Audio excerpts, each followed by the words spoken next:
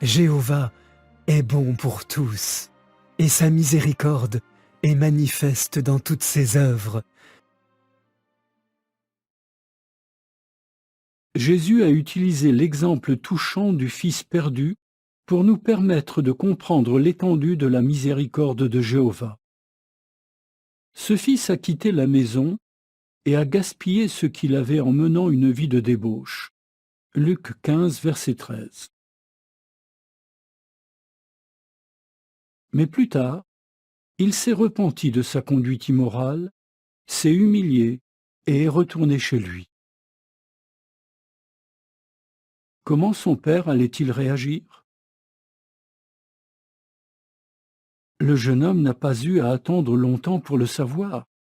Jésus a ajouté: alors qu'il était encore à une bonne distance, son père l'a aperçu et a été ému de pitié.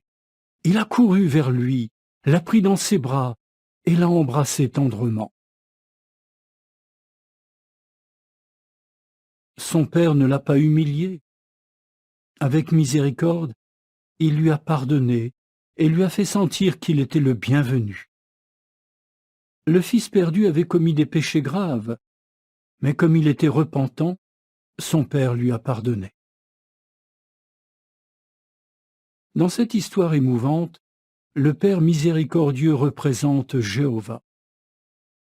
Jésus a ainsi montré que Jéhovah a le vif désir de pardonner aux pécheurs qui se repentent sincèrement. Luc 15, versets 17 à 24.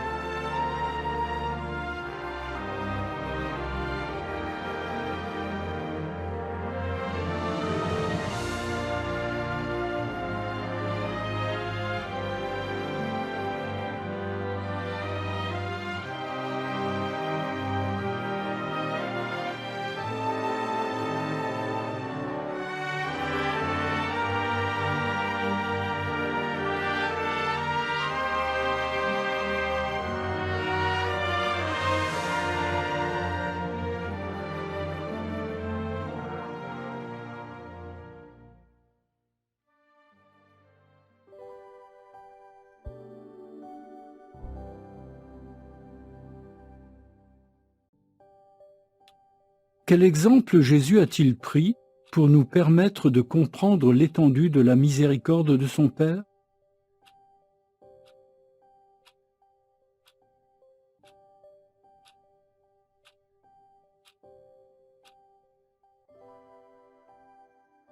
Jésus a utilisé l'exemple touchant du Fils perdu pour nous permettre de comprendre l'étendue de la miséricorde de Jéhovah.